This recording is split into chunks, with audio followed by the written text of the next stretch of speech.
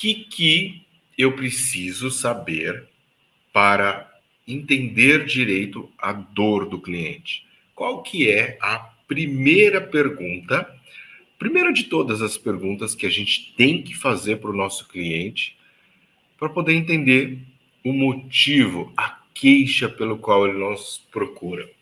A gente às vezes chega lá e fala assim, qual que é a queixa do seu, né? Qual que é a queixa que está te incomodando?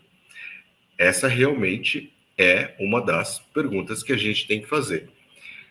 Qual o motivo de você estar me procurando hoje? O que te trouxe aqui? O que está te incomodando? Essa é a pergunta, é a primeira pergunta, porque a partir daí é que a gente vai entender e direcionar o que a gente precisa fazer.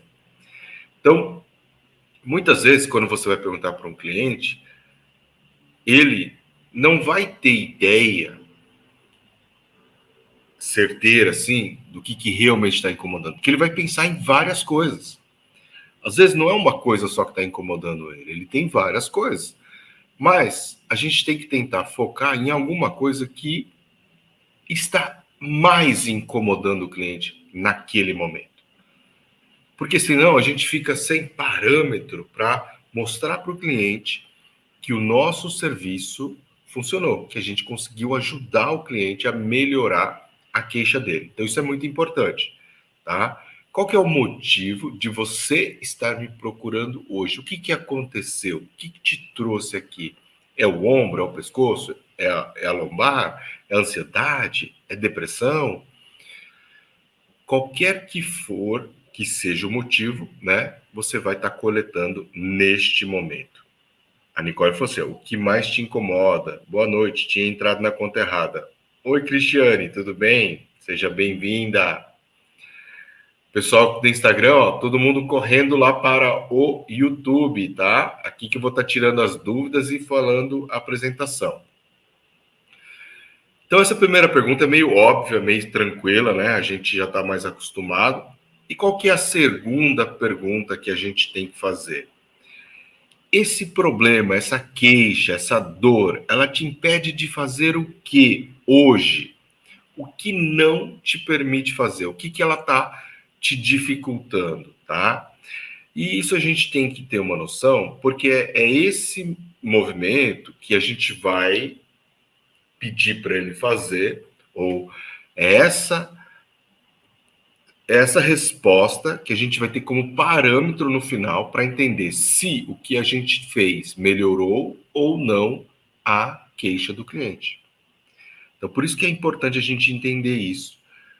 E tem que ser direto, tem que ser específico. Se for algum movimento, você pede para ele fazer. Se for alguma posição, você pede para ele mostrar para você. E aí você consegue até analisar se realmente está com dor, se está incomodando ou se está mais ou menos. Porque às vezes a pessoa está ali doendo mais ou menos, mas, né, ele não percebe isso, tá? Então a gente consegue até diferenciar nesse sentido. Então isso é bem bacana.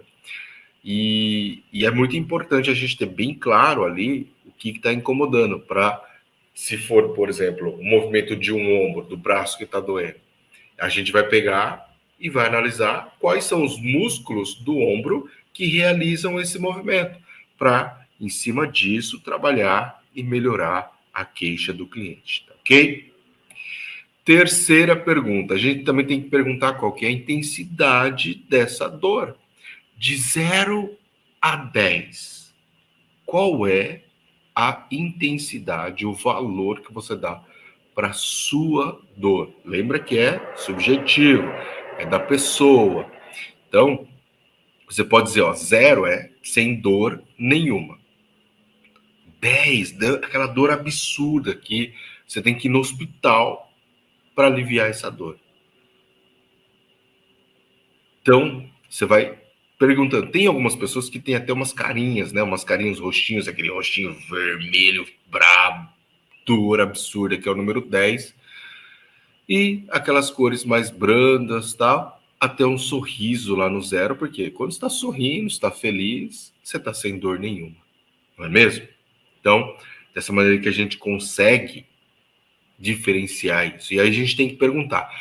Por quê? Porque a gente vai perguntar no começo da sessão como está a dor dele agora, a queixa dele. Aí vamos supor que ele fala para você 6, 7, 8, 9, 10.